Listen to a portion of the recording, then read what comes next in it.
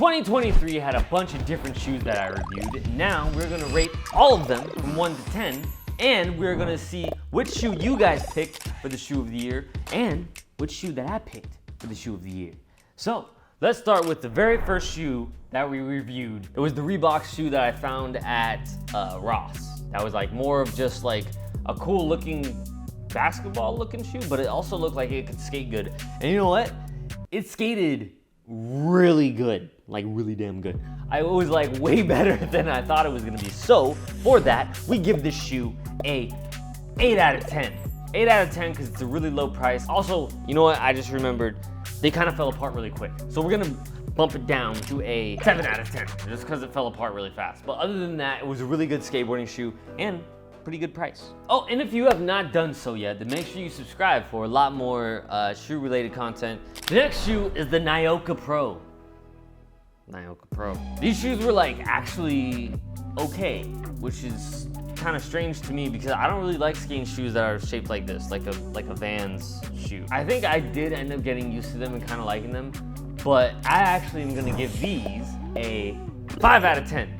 They didn't really get me excited. The next shoe is the Nike SB Air Jordan 4s. Now, the Nike SB Air Jordan 4s worth $250. Still, I already thought they were gonna be a lot. And these were even more than what I thought they were gonna be. They cost too much money, is what the deal is. Second of all, they are stiff to this day. I don't really skate them anymore. I just wear them when I do stuff, and they're still just like bricks on your feet. So I had fun skating them. And I felt good while I skated them because they look cool. So if you feel like you look good, then you skate good. It's kind of like a hand in hand. Feel good, skate good. It's like, with all that being said, I think that these shoes deserve an 8.5. Not exactly a 9, because if you want a 9, you gotta be like skating really good and look really good, but more so just skating really good. Next up is this Globe shoe. Now this Globe, honestly, these were really expensive too. First of all, I don't think that there was a pair of shoes that I skated that was less than $100 this year. All these shoes cost like close to or over $100, except for my budget shoe at the beginning of the video, but these shoes cost way too much nowadays. Inflation's real. I'm gonna go broke buying these skate shoes. So if you need some absolutely amazing shoelaces for skateboarding that aren't gonna break on you as fast as your traditional skateboarding shoelaces, go to extendedwear.com. Or your shoelaces. They're gonna last you way longer than your shoe's lifetime. I'm gonna be honest with you, I hated skating these shoes. It looks like it was like dipped in something and pulled out, and then it kept the rubber around it where it was dipped. But I hated the way that these shoes skated. Mostly because I like my shoes to have some more stiffness to it, a little bit more firmness in the shoe. This shoe, super damn thin. The impact protection was horrible. There was like no impact protection. I think I hurt my feet when I was just skating flat ground. The first session that I skated in them, they got like sweat stains all around like the edges. You can kind of see it in the video. Okay, we're gonna split this one into two different things. How good it looks 1 to 10 and how it skated 1 to 10. And we're gonna start with how good it looks because it's real nice. It's gonna be an 8.5 as well because I thought that they were different while at the same time being just minimalistic enough where it's like, oh, this is cool looking for me to wear with whatever occasion that I'm going to. Looks, they get an 8.5. Skateboarding, they get a 4. They get a 4 for me. Moving on to the next shoe, the Van Zaba. Now, the Van Zaba, the Zion Wright one, the brown one, it was pretty, like way better than I thought it was gonna be, honestly. While I was skating them, I realized Vans is starting to make some really good cup soles. So, with that being said, I give these shoes a solid 8. Solid 8. Definitely an 8. Aside from the fact that I broke my shoelaces with them like super quick. But other than that, the rest of the shoe held up really well. So, I give these shoes an 8. Moving on to the next shoe, Nike BRSB. Now the BRSB is actually just like the Nike Cortez, but like a skate shoe version. Oh, and these were $50, which is actually amazing. I don't remember what I said in the review, but I do think that I remember not really liking them that much. Like, they skated all right, and I had a good time while skating them, but I didn't like them. They were not a pair of shoes that I would want to skate any more than what I did skate them. So these shoes get a solid 5.6. These shoes stirred up a lot of dust. ASIC Gel Flex Key Pro. This is like, these are some of the first shoes that ASIC made as skateboarding shoes. And I picked these ones because they were the most like ridiculous looking ones with the notches on the side around the toe cap. But also they were $130. It was like really crazy how good the flick was. Like I've not done any flip tricks that good before.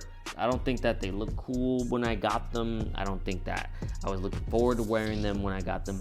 But I did end up getting used to the way they looked on my feet while I was skating. And they also are pretty much made out of that pure rubber all the way around, so you're not gonna be breaking your shoes. And then the laces are like set into the eyelet, so you ain't gonna break your laces either. So actually this shoe gets like a 8.9 for sure. I'm being pretty generous with these numbers. Some honorable mentions for shoes this year. The Y3 Gazelle. I started to skate the Y3s for one session and it like did not go well. There weren't skate shoes, they're not supposed to be skate shoes, but they look exactly like a Gazelle. And a Gazelle skate shoe for Adidas is actually really damn good. Yeah, $330 later, it wasn't worth doing. So these shoes get a 0. One more honorable mention is the MKBHD shoe. The guy that does all the tech reviews on YouTube, I bought his shoes because he made a shoe.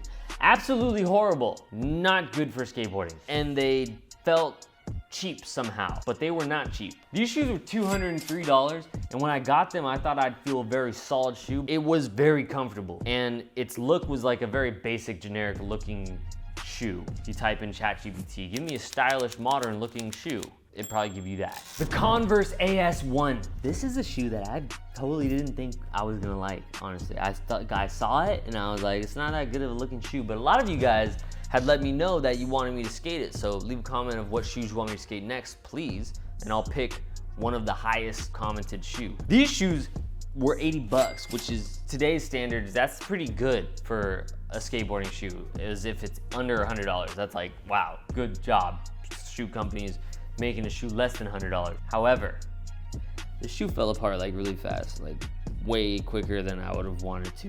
And it sucked too, because I actually really liked skating them. So with a balance of falling apart quick, but at the same time, skated really good for me. Like I really liked how it skated. I have to give these shoes an 8. It's an 8 because they skated really good.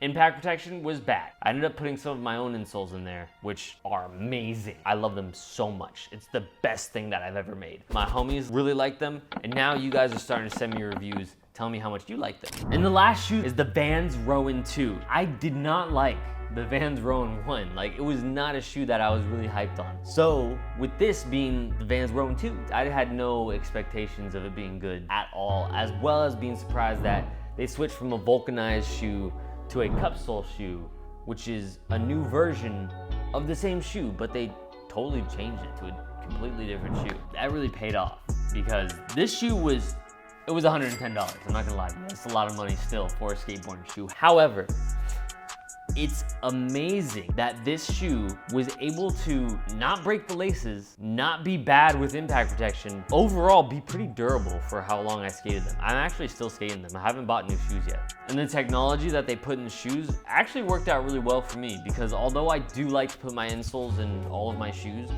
I could have skated these without them and it'd probably be okay. Surprising. These Vans get a 9, a solid 9. Which is the only 9 of the whole year, all year. We didn't give away any 9s, but right now, Vans Rowan 2 gets a 9. Now, let's go to the top 3 shoes of the year. I put a post on my Instagram asking you guys what you thought should be the shoe of the year. And everybody left a comment picking which shoes that you thought of the ones that I've reviewed so far should be the shoe of the year. Coming in at number 3, damn, I can't believe you guys didn't vote for this one more. The Vans Rowan 2. Vans Rowan 2 gets 3rd place. Coming in at number 2, surprising to me, honestly, I forgot about it until I started to do this whole video thing again. The ASICs. The ASICs are the 2nd place for the shoe of the year. They were good. Both of these shoes surprised me. They were both way better than I thought they were gonna be. I thought I was gonna make a video just hating on some shoes the whole time. Ends up being pretty damn okay. And number 1 skateboarding shoe of the year is the Nike SB Air Jordan 4. And you guys like them so much, You voted them for the #1 skateboarding shoe of the year. Extremely surprising to me, and extremely surprising probably to anyone who's seen me hate on Vans for the past 7 years, is that the Vans Rowan 2 is my pick for the shoe of the year, which is wild. That does it for 2023 Shoe of the Year Awards. So if you do enjoy skateboarding and skateboarding shoes, make sure you subscribe. Leave a comment, let me know what you thought should have been the shoe of the year. And I love you guys. I'll see you in a video soon. Peace.